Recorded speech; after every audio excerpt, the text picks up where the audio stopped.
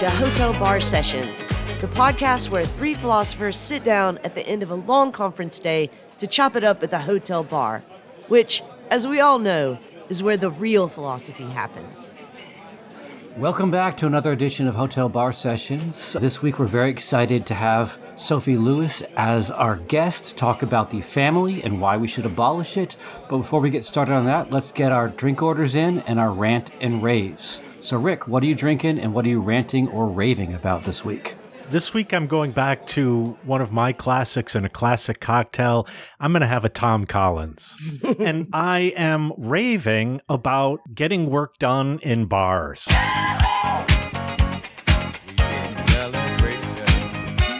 Yes, cosign. Over the summer, I agreed to 2 external tenure reviews for other universities. And of course, Summer Rick pushed all of that off, and one of them was due that I hadn't done. So I went to a bar, I sat there, I had some beer, and I cranked that out. I love working in bars. So Lee, what are you drinking and what's your rant or rave this week? I am just going to have a martini. I'm also going to keep it classic, but not as fancy as Rick. As usual. Yeah, right. I am raving this week about Better Call Saul.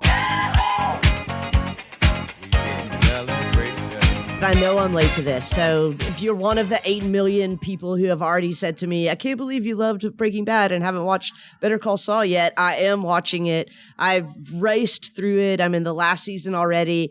And I do have to say that it is as good as Breaking Bad, but cinematically some of the best television I've ever seen. So I'm definitely raving about Better Call Saul. Jason, what about you? What are you drinking and what are you ranting or raving about? Well, this week I'm going to have a Red Stripe. I have a certain fondness for those little brown bottles, and it has just enough of a kick that it goes really well with spicy food, and I eat a lot of spicy food, so I'm going to have a Red Stripe. And this week, I am ranting about white supremacist talking points going mainstream. DeSantis sent plane loads full of migrants to Martha's Vineyard, and with that, there's been a lot of discussion on television and elsewhere and by politicians about this whole idea of a liberal elite who wants diversity for thee, but not for me, I think it goes. And this is something that used to be, you'd have to go deep into the recesses of Stormfront and white supremacist chat groups to find this idea of the elite trying to push diversity onto others, but living in their own liberal white enclave. And of course, there are a lot of problems as to why, which neighborhoods tend to be white neighborhoods and so on. But it's really disturbing to see this showing up now in politicians and on public television shows, and to see something that used to be in the recesses of the white supremacist fringe once again come into the mainstream, and almost no pushback from it on the part of other media organizations. So we're really happy to have Sophie Lewis with us this week, the author of Full Surrogacy Now, Feminism Against the Family, and more recently, Abolish the Family, a Manifesto for Care and Liberation. So Sophie, what are you ranting or raving about, and what is your drink order? Hi, everyone. Thanks for having me on. I think I would like a whiskey sour with egg white. Oh, Nice. That's like a hangover drink, isn't it? Yeah. Yeah, so I'm ranting about State Representative from Louisiana, Danny McCormick, who is teaming up with a Baptist pastor to introduce legislation that would mean that pregnant people face murder charges if they have a miscarriage or get an abortion. Obviously, there's any number of abortion-related policy you could point to right now to rant about, but that's just the one I picked for today. Ugh. Isn't it terrible to have options? Yeah. In this case, yes. So, Jason, I know we're talking about the family and the possibility of abolishing the family today, but how do you want to frame this conversation? So yes, in a society that is increasingly structured around isolated, self-interested individuals, the family appears to be that one place of refuge, the heart in a heartless world, a space of care in a world of indifference. What then is the case for abolishing it, and how does discussing that reveal the role the family plays in capitalism, and what it might take to create a world in which care and nurturing are available to everyone rather than the lucky few happy families? Today, we are talking with Sophie Lewis about the family, abolition, and what it means to create a world of care for all.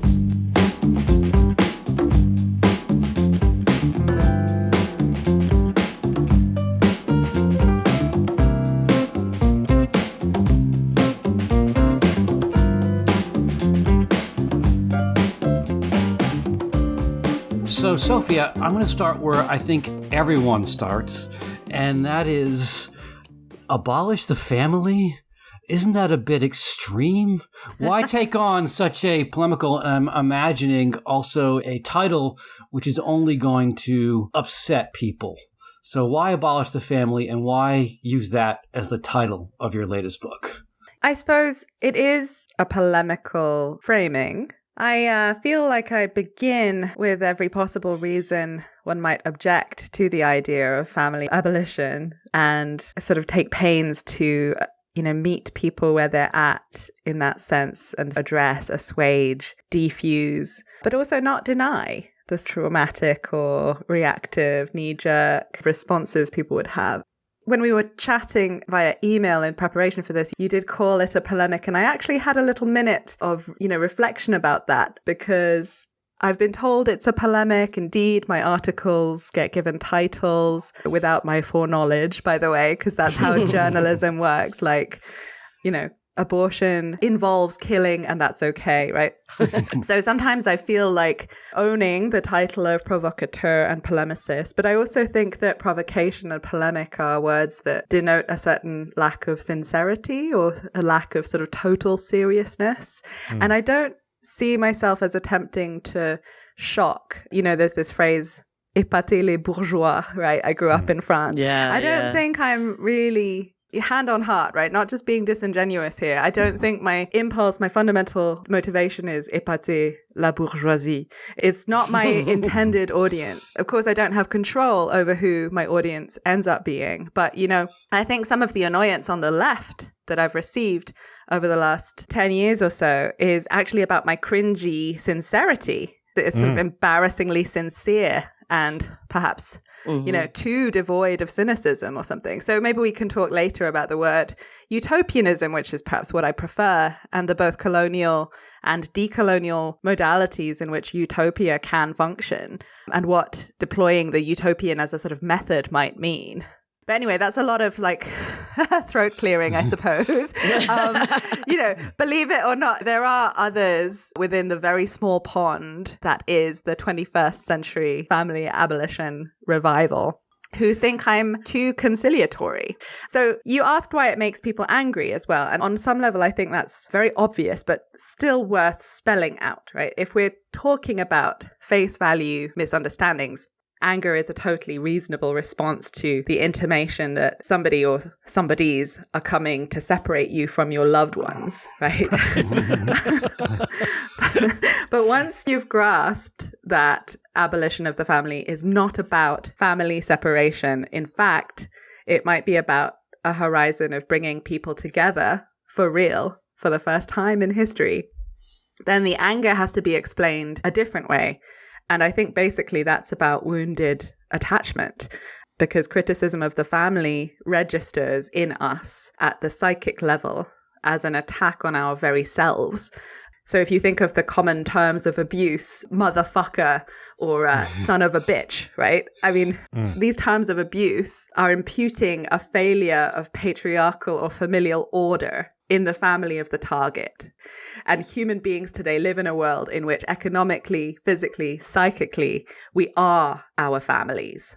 Well, just to pick up on what I think Jason was asking, which is why use this title when there are so many kind of obvious knee-jerk responses to it.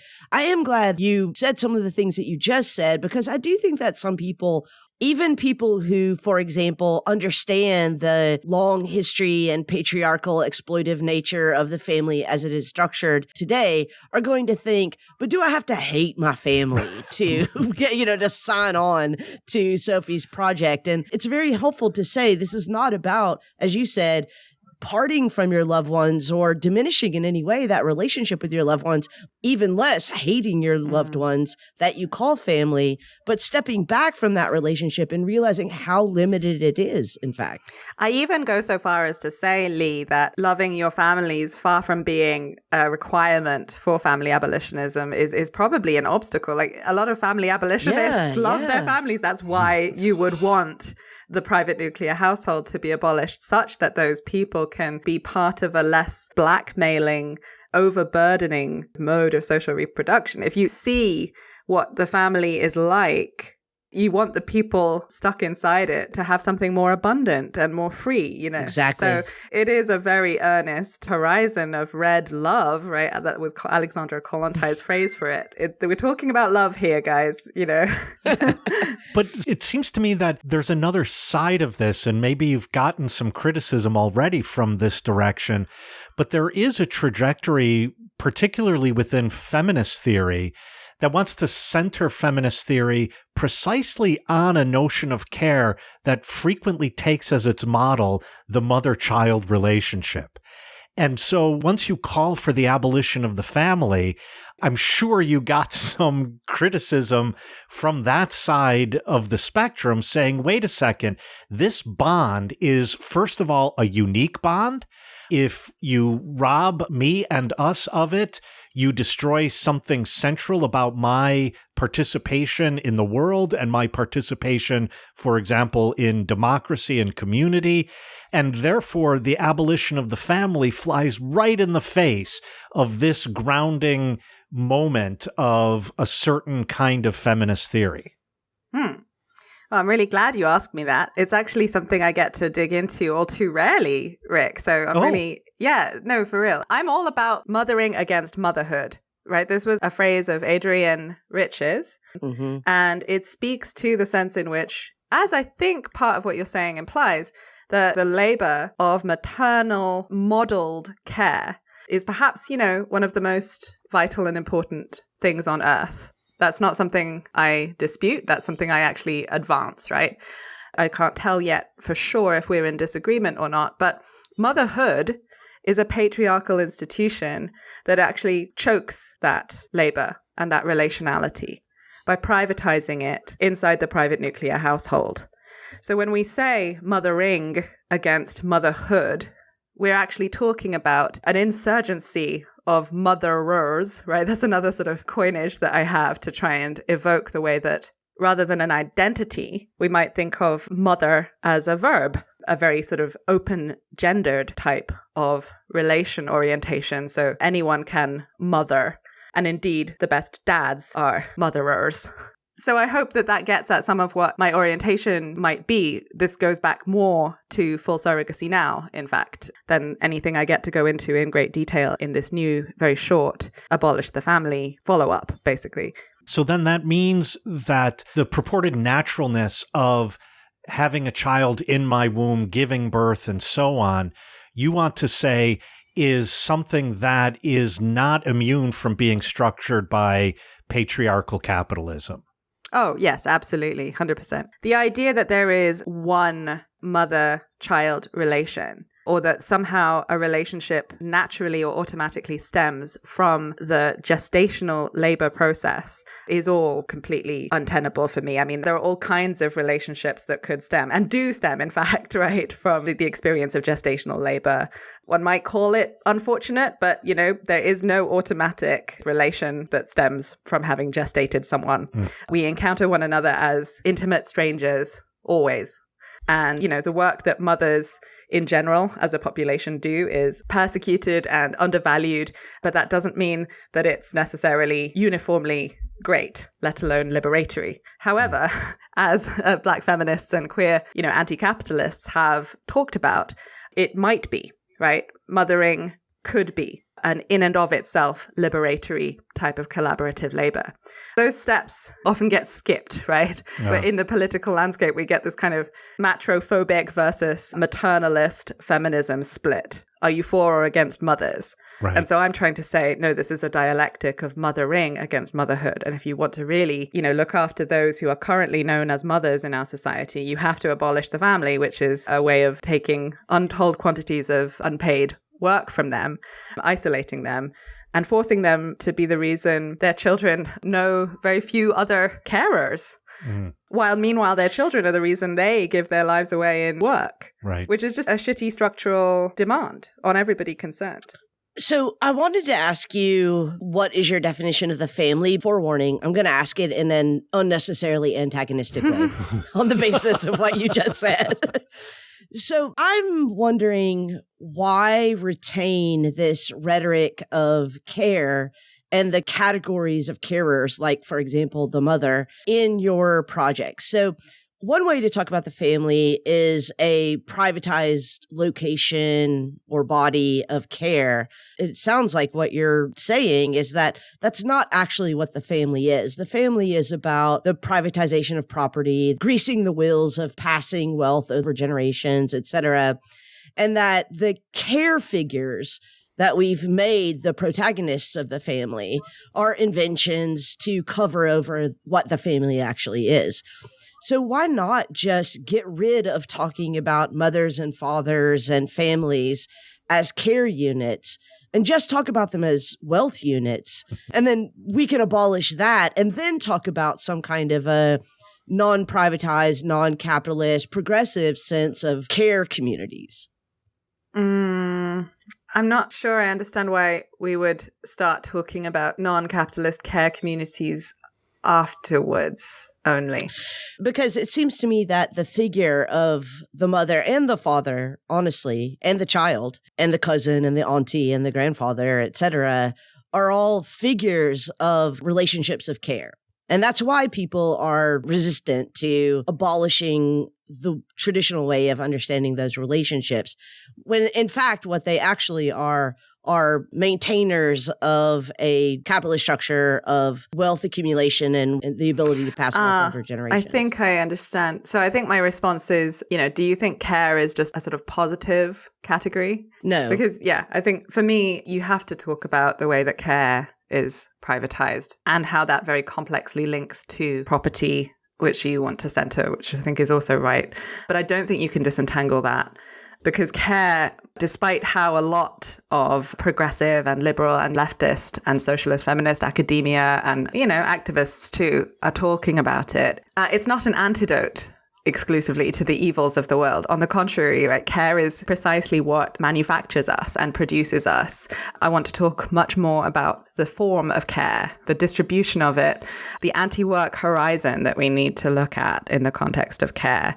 Domestic care workers, for example, used to organize in a much more sort of militant way in and against the work that they were associated with. For instance, I'm talking, I guess, about the 70s. Today, we have a far reduced horizon, I think, where, I'm not trying to sort of bitch here. I understand structural reasons for this, but people tend to just demand dignity and valuation for undervalued care work. And to me, that really misses a lot of what is wrong precisely with the forms of care that do happen. There is a lot of care in the world that I would actually like to get rid of, really. We actually need to get into the very difficult terrain of what we might want to take less care of, in fact, as a society, right? What do we take care of that needs to be unmade? So for me, that's the underbelly of social reproductive politics, perhaps even necro-politically inflected side of it, because this is the terrain about people making, about life making. And if all we can do as revolutionaries, which I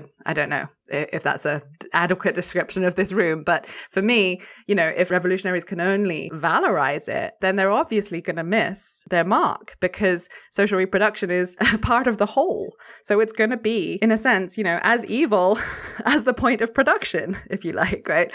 This is why I don't want to romanticize mothers, fathers, children, which you're right, Lee, are figures that speak to us as emotional bonds. But I would also argue that they are, complexly identifiable also as figures of nationalism, figures of racialization, figures of work distribution, and figures of property in and of themselves. Because let's remember that marriage itself was a property contract.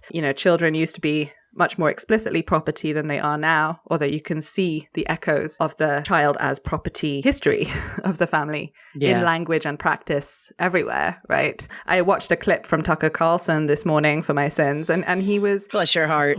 Not recommended. He was explicitly calling for queer educators to be attacked, actually. It's getting pretty intense. And he was saying, if you sexualize my kids, I am going to hurt you because I am the dad. right? There were these sort of statements like that he was repeating that very much reinscribed children as a sort of figure of innocence, also a form of property, right? That patriarchs are entitled, a bit like they're entitled to defend their settler colonial homesteads, to do violence in the name of.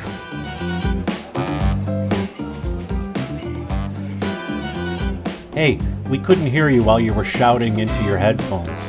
So if you have feedback or suggestions for future topics, or if you just want to pick a fight with one of our co-hosts, or in fact all of us, just visit us at www.hotelbarpodcast.com and click on the interactive page. If you want to belly up to the bar with us, at least virtually, you can always email an audio clip to hotelbarpodcast@gmail.com. If it's interesting, we're going to steal it from you. If it's not, we'll send you our Venmo handles and you can virtually buy us a drink. So, Sophie, we've been talking about abolishing the family and the family as a site of care. But one of the things that you bring up in your book I think is very interesting is the family is also a site of harm. Physical harm, psychic harm, and so on. Many people know that the family is a site of harm. Many people come from relations that have harmed them in the family. Yet there seems to be, whenever you talk about abolishing the family, everyone goes to this idealized image of the family. Like, what is our attachment to a very idealized image of the family, and why do we refuse to acknowledge, or why do people so often refuse to acknowledge that the family is also a site of harm, and part of the privatization of the care is also leaving very vulnerable people at the sort of mercy of whoever happens to be in a home with them. Mm-hmm. Gosh, that question of sort of why we cleave to the idealized image is perhaps too big of a question, I think. But I can offer some suggestions, right? I don't ever want to suggest minimizing the extent to which the family really does function, especially for racialized populations who are persecuted by the state, or indigenous populations whose forms of kinship were destroyed, leaving them in some cases to cleave to the private nuclear family because, alternatives had been destroyed by colonialism, right? The extent to which the family really is a sanctuary and does provide the only forms of protection from the police or, respite from the exploitation of the market that people have, right? That's really, really important. So emotionally, family is where we experience certain forms of uncommodified and even unalienated labor that some of us enjoy at least some of the time. Bell Hooks has a really nice essay on this role of, she doesn't link it to the family, but she links it to what she calls home space. And she calls it a site of resistance precisely in the face of a society that is indelibly marked by racism. As you put it, this site of respite and therefore a site of resistance. And so I think her essay beautifully captures the point you were just making. Yeah. I mean, it's been very interesting to me to go into the archive that I perhaps somewhat neglected when I was writing Full Surrogacy Now, of radical Black feminist arguments and fights over this question. The most militant voices of family abolitionism that I've found have actually been from Black radicals in the Third World liberation and gay and lesbian Third World liberation formations in the 70s. Mm-hmm. At the same time, you have very important, well-known Black feminist texts. You just named one, Rick, but Hazel Carby also has her famous intervention, White Woman Listen, in which she says that the white feminist movement is overstating or overgeneralizing the oppressive effects of the family, because for Black communities, the family has been a site of resistance. And she at the same time says, Black women do not deny that the family is a site of oppression. That's also part of what she says. And I would say that's not where we're at now, is it? Like, no one could accuse white feminism of, attacking the family too much, I think. Today. So we're in a different integument. But, the family as a site of violence used to be one of the most important talking points, I would say, for feminism. Kathy Weeks calls it, in a witty title, the most infamous proposal of the feminists, which is a reference to the infamous proposal of the communists, which Marx and Engels mention in their correspondence, because they are talking about abolition of the family, which, in their words, makes even the most radical flare up. And Kathy Weeks is talking about how it was really almost breaking into mainstream feminism, really. It was really common to say feminism is against the family. Universal 24-hour free daycare centers, for instance, was a really middle-of-the-road feminist demand at the height of women's liberation, about 1971 or 1970. And she traces the very active process of forgetting and unmaking that, right? The way that people said, we tried to abolish the family in the long 60s, we failed. That means we were wrong. And in fact, for some people, that means we never did it, actually. We never said that. We never said that. And you can see so many instances of feminists saying, we never attacked the family. Barbara Ehrenreich says that. Gloria Steinem says that. In fact, we want more family, not less. And, there's a sort of sleight of hand there that I recognize, because when faced with people's emotion and distress, I've very much wanted to say, no, don't worry. I'm talking about real families against the family. And maybe some of this becomes semantic, right? Anyway, I think I'm digressing now from the actual point. The violence that you mentioned, that's exactly what people used to stress, right? The family is where the overwhelming majority of sexual violence happens on this earth. No one is more likely to hurt you than family. And because of the sort of sanctity and also still enduring very real forms of legal impunity that exist around the family, it's really the most dangerous zone, for children, queers, women. This used to be what people say, right? Women must escape. Children and women together must escape the private nuclear household. Feminists used to talk about urban architecture as an important part of this, because the private kitchen is a way of keeping women and children in private space. So if we had kitchenless cities, as they used to be called, which really means that kitchens are sort of communalized, common, public. Even if there are still private kitchens, you can rely on food being available for you in common public space. Then we will have gone some way towards abolishing the family. And it's important to have those sorts of ways of escaping a zone where otherwise you are exposed constantly to the power of patriarchs and to the forms of sexual violence that go along with family and familiality. But I wonder if part of the answer to Jason's question about why are we so attached to the caring, nurturing, loving family and ignoring the experience that many have of a psychologically and physically violent family and so on, doesn't go back to what Lee said earlier, namely, the family is a site of what Marx refers to in his critique of the story about what is normally called originary accumulation.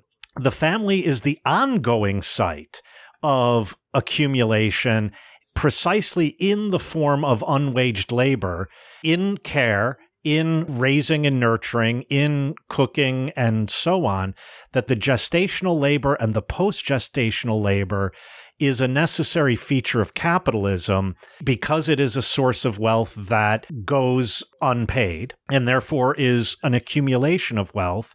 And therefore, and I thought this was a point Lee was making earlier, to lay over care and the value of motherhood and the bond of mother and child and the nurturing family, all of this also at the same time covers over the fact that there's a theft of wealth creation that only the family makes possible.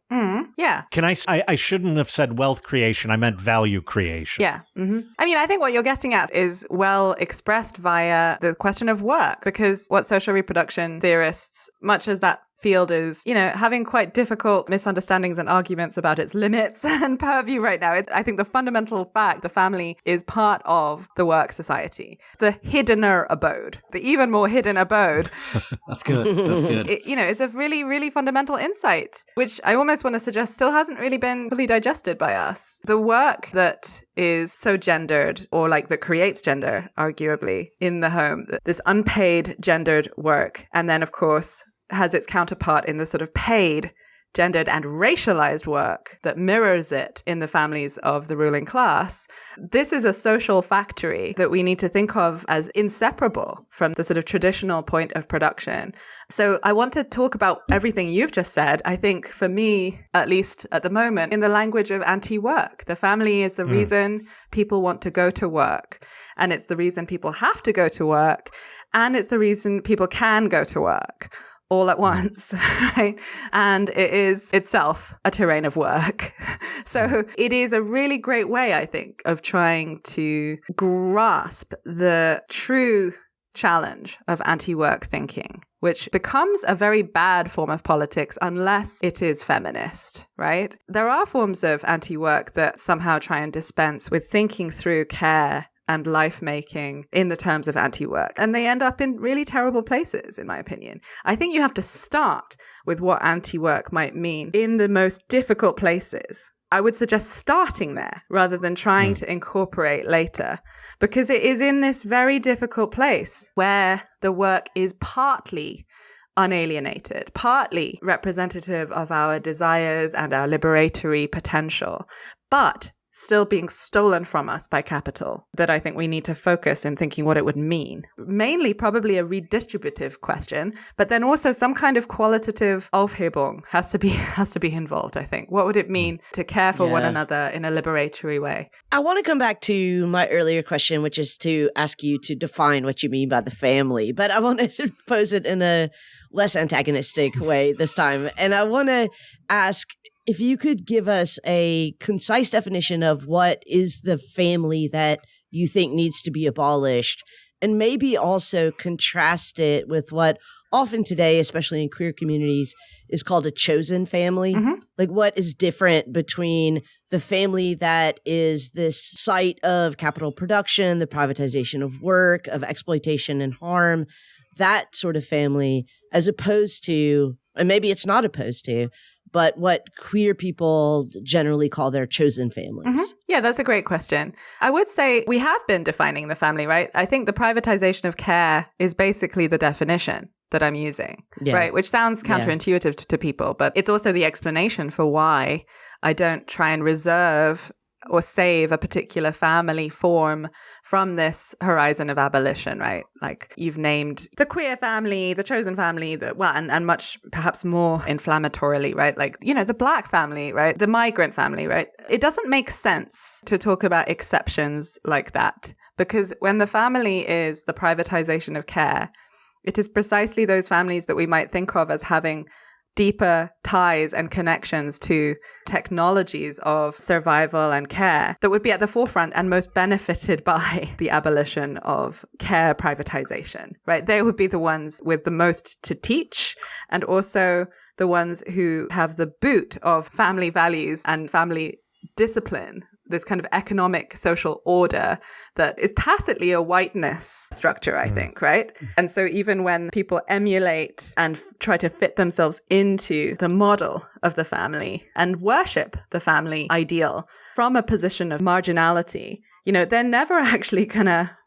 win that way, right? There is no liberation that way. You're never going to be let in. To the wages of the family, or perhaps maybe never is not quite correct, but there is no collective liberation in that way, right? The border does not somehow abolish the family when it tears migrant relatives from one another. In fact, that is the regime of the family functioning at its cutting edge. That is the regime of the family that says, severing biological and legal relations is the most effective way of causing harm and being a deterrent. And it implies if you are a legal family, this is why DNA tests exist at the border to verify the veracity of your familial claim. When you arrived in America, you would be respected, and the boundaries of your private nuclear household would be honored by the state, which is just not true, right? It's just not true. The Black family, for example, as sociologists keep saying, has never been respected by the state. It's always permeable. Its borders are always permeable. And there's no amount of respectability politics that seems to change that for Black people in America, right? Anyway, to answer your question about the chosen family, it doesn't address the privatization of care, unless it does. But I would rather talk about that. The simple concept on its face of chosen family doesn't address the question of those not chosen. Queerness has a history of class insurrection, of being in and of itself an insurrection against private property, And that increasingly is a faded memory, apart from for some of us. Because, in the 80s, via the Holocaust that was AIDS and the emergence of a sort of homonormative subject in a very tragic capitulation to the organized Anita Bryant flavored charge of grooming, the pedophilia smear against queer life, has been to say there is no oxymoron in the phrase the queer family. And that's why we have Neil Patrick Harris rather than the Gay Liberation Front today. People don't even remember how there could possibly have been an opposition between queerness and bourgeois familiality, apart from on the very far right, I guess. Yeah. If I could just push back a little bit, because I don't want to collapse queer family and chosen family into the same category, because it does seem to me that there are many queer families that are examples of what I'm calling chosen families. There are many other examples of what I'm calling chosen families. But just to get back to your definition of the family as the privatization of care, it seems to me that one function of the family as the privatization of care is as a function of capitalism. As I said before, to be the unit of the accumulation of wealth and the passing of wealth across generations, and also the exploitation of labor using these familial archetypes. That's one function of that privatization of care. So in that sense, the privatization of care is in the service of capitalism. There's another sense, which I think you kind of alluded to, where that privatization of care is in the service of the law, we could say generally. And an example of this would be the example that you used of migrant families whose parents and children are separated from one another, because that's the way for the law to do the most harm, to be the most effective, is to recognize this as a family. And the best way to control, to subjectify these subjects is to, separate the parents and the children, for example. It seems to me that chosen families are not that.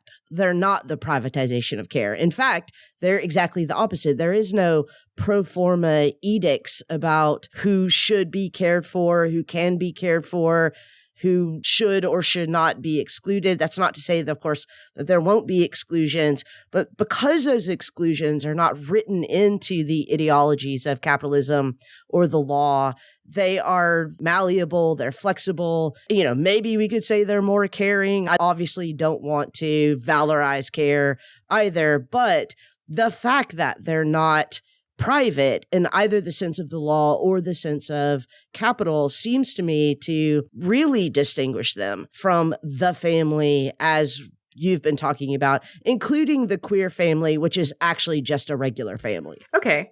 Thank you. That's clarifying. I think I'm basically on the same page as you, Lee, and perhaps there was a slip there where I was conflating. But I suppose I kind of need maybe from you a little bit more definition of the chosen family phenomena that you have in mind. Are we talking Sylvia Rivera and Marsha P. Johnson's Star House, things like that? Because for sure, I talk about insurgent social reproduction, if you like, and think of them as very much glimpses in the cracks of the present, of what a more liberatory mode of care would look like. I suppose that I find the word chosen not particularly congenial just for my own imagination, but that's not to say that actually I get what you're saying. And in fact, I say the same already. Yeah. And I know that you do. And I think that this is going to be a tricky answer. But of course, I don't know what the chosen family is. It seems to me to be the interim between the recognition that the official family needs to be abolished and the revolutionary relations that come next. I don't know what they are, but it seems to me in the interim that we have to choose something other than the traditional family. And so it's a kind of incrementalist move maybe would be one way of figuring it. I'm not sure. I mean, the really dark way of interpreting the possible insufficiencies of notions of chosen family would be, I guess, the sense in which people say we're all a family in places like corporations and retailers and workplaces, right? But I think that's definitely not a chosen family, right? I mean, I don't think that there can be any universalist sentiment in the chosen family. Why? Because it's chosen. It's not everyone. No, I mean, I get what you're saying, but I do actually want to insist a tiny bit on what it actually means psychically to invest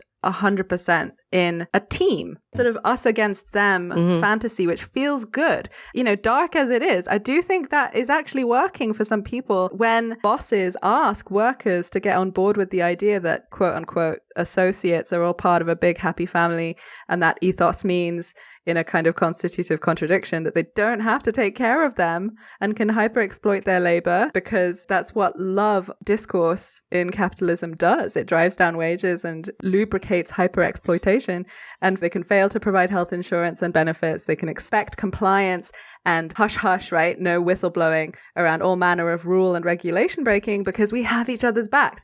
Okay, it's a bit provocative to say maybe almost that's a way of choosing family. But I do think that's actually sometimes what happens. People identify, and that's evil, isn't it? That's obviously incredibly evil. But I don't think there's absolutely nothing to do with each other, right? Between the idea of really throwing yourself into a small group of people who become your us against a generalized them, and who you are happy to lay down your life for, because that's the beauty, the dark beauty. To go back to an earlier question, right? Why people have this idealized image of the family. It's because people are actually masochistically inspired, sort of getting off on the idea of suffering for family, of having someone to suffer like that for. I'm wondering if in this discussion between you and Lee, the question isn't more about why then hang on to the term family, and secondly, what are we bringing along, consciously or unconsciously, when we carry on the word family, even when it becomes a perhaps liberatory or partially liberatory notion like the chosen family. And I think you're bringing this to the corporate speak about, we're all one big family is really interesting here. I've always thought that in Marx's analysis of the petty bourgeoisie, one of his arguments is it's precisely because of this love and care structure that allows the family members to be exploited in order to create ever more value.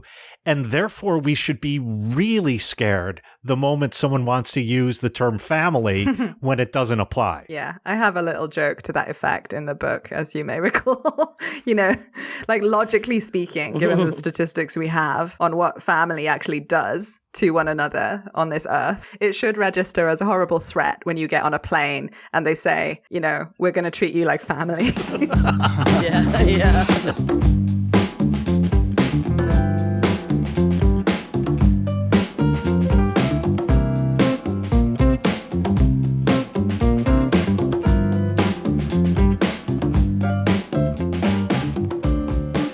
Possibly read out the brief thoughts that Tiffany Letabo King has in her essay on abolishing Moynihan's quote-unquote Negro family, because I think it really speaks to what you're saying. So I say we absolutely have to face the question, whose family are we abolishing?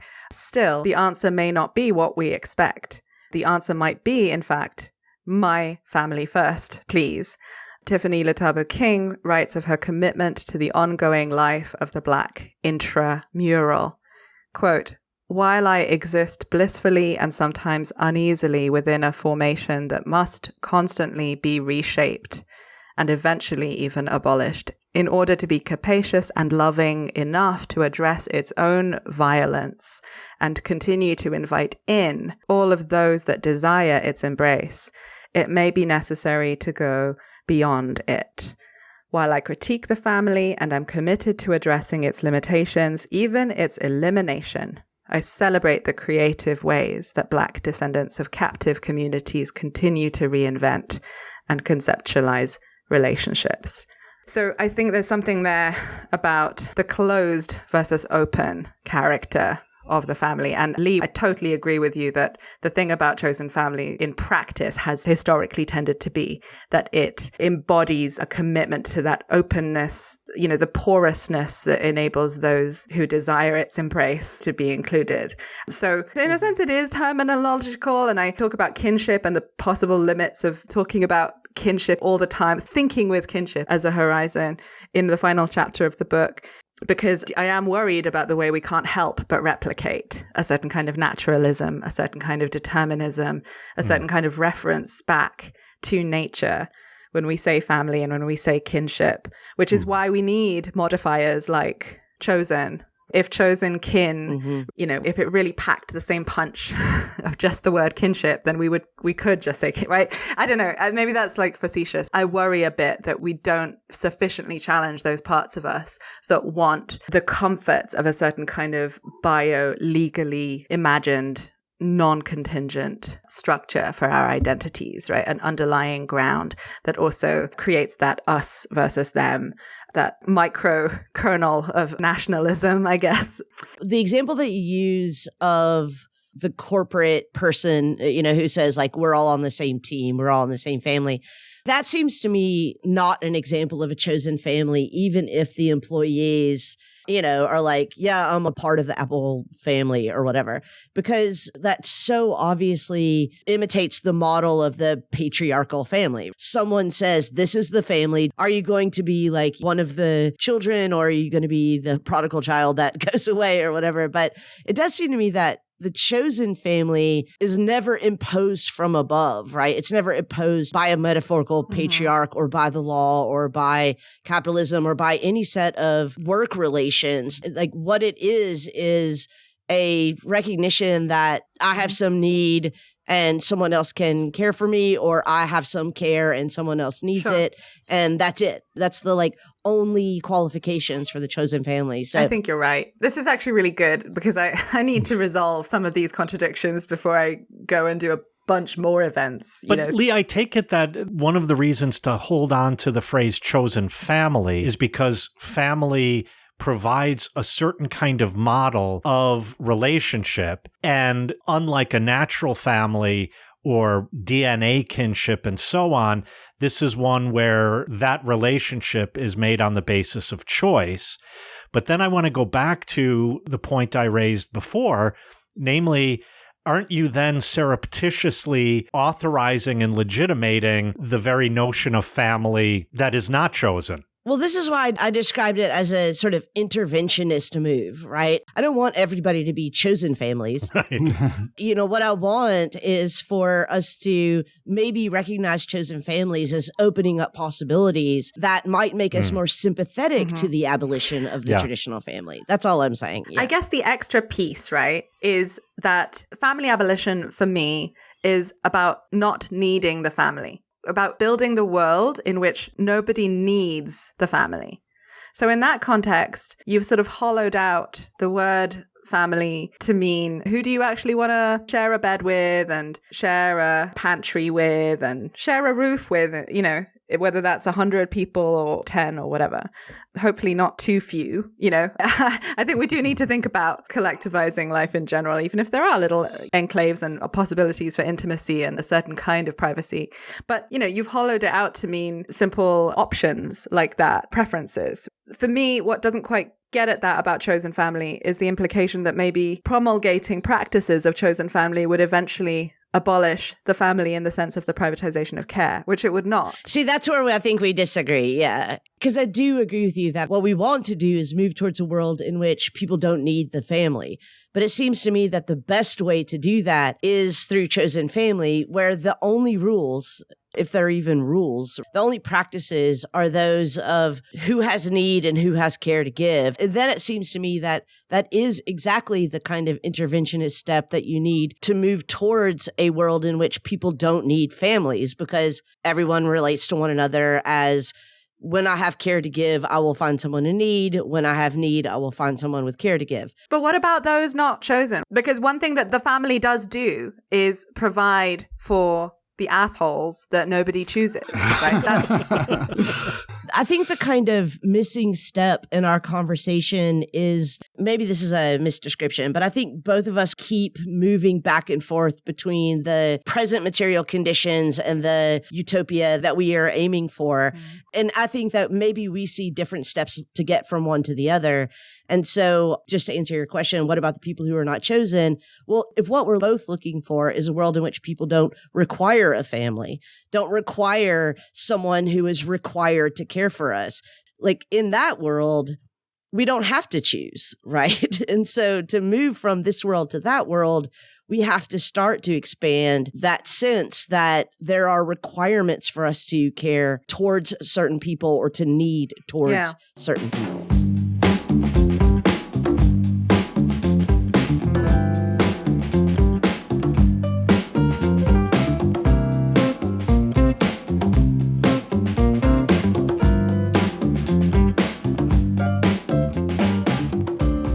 I want to talk about what's happening with the family now, because it seems like there's a real pushback against the already existing porousness of the family, an attempt to kind of entrench the, what everyone call it, the non-chosen, the conscripted family as a kind of authority. And I'll give you a quick story to illustrate this.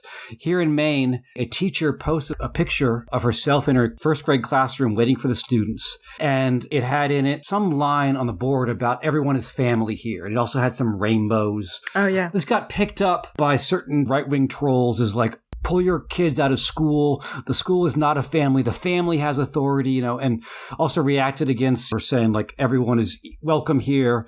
I mean, the extreme version of this is the discussion of groomers and so on, but there seems to be this real move now against teachers specifically. Teachers are suspect because they are another site of authority and care, and they might say things that the family people are born into are not happy with, right? This attempt to kind of shore up the family against what I'm thinking of is already existing porousness. I'm thinking of the way in which a teacher is a kind of figure of care, a figure of upbringing, and so on. And an underpaid one at that. An underpaid one at that, right. And so I guess I'm wondering your thoughts about what we're seeing right now, where there seems to be an attempt to really circle around a very restricted sense of the family against any other alternative site of care and nurturing, especially for those people like trans youth and so on, who might not find the care and nurture in the home that they have come into. I mean, I think you've said it, Jason. There's this sort of bunkerism mentality. Maybe that's not even the right word for it, but the real ideologues of family values are, on some level, wounded and vaguely disgusted and threatened at the presence of other people in the world, If you think about the almost slow erosion of the possibility of speaking to a child who is not quote unquote yours, I would dispute the idea that children should be spoken of as anybody's in that way. At the level of language, I would actually suggest that there might be something generative about challenging that constant identification of your kid, my kid. Of course, you're going to talk with possessive pronouns, right? My partner. But there's something about the complete unthinkability of children's liberation. I think even compared to family abolition, children's liberation is almost more out of sight, more banished from the sphere of the thinkable, because we have no capacity to challenge in a full-throated, affirmative way the pedophile smear. It sounds like it's some sort of culture issue, some sort of peripheral phenomenon. It's not. I would argue it's like a deep development in the class war, right? The pedophile smear is about the hyper-privatization of care. It's about removing children even from the terrain of school. Like school can hardly be accused of being, a revolutionary social space, right? Whoa. It's being removed from the field of the ethno-nationalist demos or something. It's, perhaps school teachers are outside. That's too much interference, too much plurality.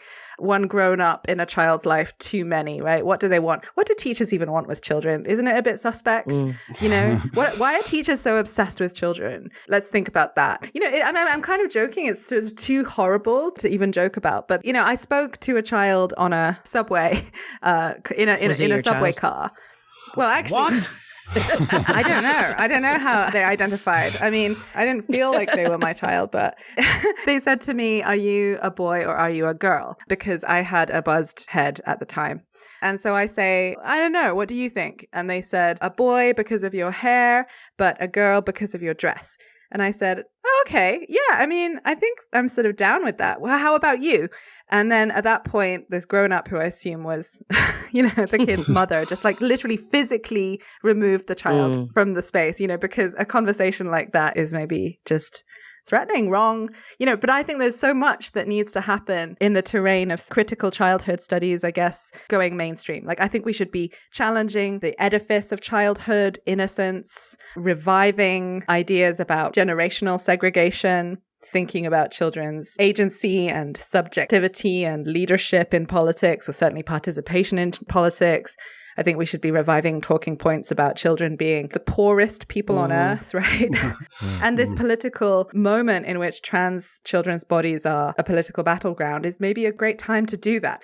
Yeah. We're late, right? Yeah. We need to do this now, because obviously children are participants in the private nuclear household who deserve better, as do all of us, right? But it's few and far between the figures in feminist history who suggested that children should have some sort of democratic say in who they live with and how. But in this moment where the state says that in the name of countering child abuse, we're going to remove children from their trans-affirming caregivers, right? Like, that is an excellent time to look to trans children themselves for political leadership. If I could just ask a slightly tangential question, I think that one of the things that we haven't talked about is the fact that the family is not only a location of the privatization of care that involves exploitation, but also the privatization of exploitation.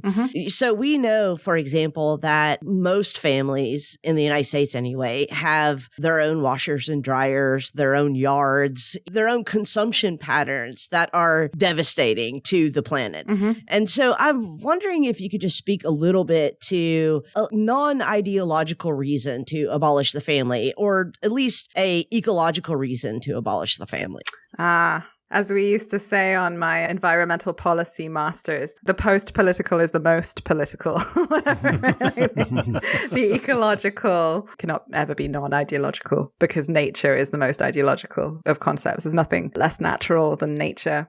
But yeah, I mean, it's clearly bananas in a way that can be expressed in a sort of like evidence-based, data-driven, whatever, like way that every household has a washer and a dryer and a kitchen. Like, why? It doesn't make any sense at all. There's one right above you. There's one on the other side of that wall. There's another one right below. Like, do you not think maybe we could share? Like, you know, isn't that what parents are supposed to instill in children at a very early age? Like the ability to share. And then that's just thrown out the window under the pressures of the market. Obviously, I'm not suggesting people are all like, this is how I want to live, you know, in some sort of ahistoric vacuum, right? Obviously, this is deeply layered, deeply driven by, well, frankly, the commodity market, the housewifization of America and the rest of capitalist reality, right? Like the 50s, etc., right? Like the multiplication of identical little boxes on the hillside with lawns and kitchen appliances, which is a very complex history because obviously, you know, it is great that appliances have automated aspects of domestic labor that would otherwise take 4 times as long. But at the same time, as we know, as Marxists, this isn't really for the workers' benefit, even if in a transitional sense it does produce certain forms of leisure and even pleasure and ease. The work burden of the family has mysteriously multiplied, even as automation has taken over more and more. And then, of course, you need to talk about the gigification and task rabbitization character of everything. And I mean, I hired a task rabbit the other day because I couldn't bear the state of this shrub that grows on technically my tiny sliver of pavement. You know, I was like, I can't deal with this shrub. Let me hire a wife. Let me hire a wife to do this. Right. Or maybe a husband. I don't know. It's the capitalist mirror image of what I want, right? When I say full surrogacy now. When I say full surrogacy now, I'm talking about both a dystopian and a utopian characteristic of the world. You know, there's a very violent sense in which care is already surrogated in a combined and uneven way across the planet. That's what Silvia Federici called the new reproductive division of labor, where racialized, feminized people migrate across the world to give their, I guess you could call it mothering or wife services to the families of the ruling class in the global north, or not even just the ruling class. You know, and that's a sort of surrogation. That's the sense in which you could talk about the figures excised from the family photo, as Kathy Weeks puts it, as surrogates. The utopian horizon of full surrogacy now would be classlessness and the abolition of private property. And it would mean that in some sense, we have learned to act like we are the makers of one another, which is a sort of biological and physical reality of the present, but which is organized in this deeply classed way and colonial way. And so, sort of by the same token, I guess, it's kind of nice, I guess, in a sort of abstract sense that someone might come into the place that I live and help, and vice versa, you know, that I might be good at fixing desks and making banana bread and someone else might come and help, you know. But obviously this is all marketized and thus the very antithesis of liberation. Wait, are you a member of the Desk Maker Banana Bread Maker Union? We're not accredited yet. Hey listeners, we've got 3 quick asks from your hosts here at Hotel Bar Sessions. First, if you haven't done so already, make sure that you're subscribed to this podcast on whatever platform that you listen to podcasts.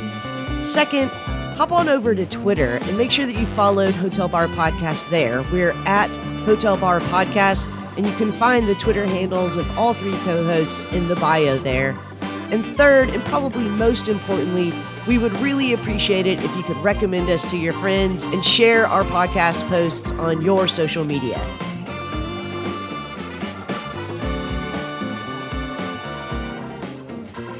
This has been such a stimulating conversation, even though I must say it departed quite from the email. Sorry. That always happens. We have no discipline. That always happens. You know, one of my favorite books growing up was Gerald Durrell's My Family and Other Animals. It is this sort of British family in Greece, and the sensibility is extremely sort of wry about family members, and you know, each one is absurd, which I like, actually. There's something about that romance of like, oh, all my family members are kind of insufferable, but I love them, you know, which is extremely seductive. And I would argue like satire is the main cultural production tone vis-a-vis the family. But there's a sense in which satire takes you so far, sometimes really quite far, like in being cutting. Sure. But it doesn't necessarily mean that you come away with the sensation that you could do something about this. Right. Anyway, sorry, I'll keep going on because it's really been a joy to talk to you. Before we roll out, I do want to remind our listeners that they can visit our Patreon page. We do privatize our labor and care, and you can pay for it. So visit that at patreon.com/Hotel Bar Sessions. Is it terrible if I also mention my Patreon? Because I'm not paid by Penn. Please do. I'm a freelancer. No, please, yeah. My Patreon is patreon.com/reproutopia. All one word, reproutopia. And that will be in the show notes. Thank you. Appreciate that. Now I'm embarrassed to say I'm calling a lift. I had a great time. And we will catch you next time. And bye, fam. Bye, fam. Bye, family. Bye, fam.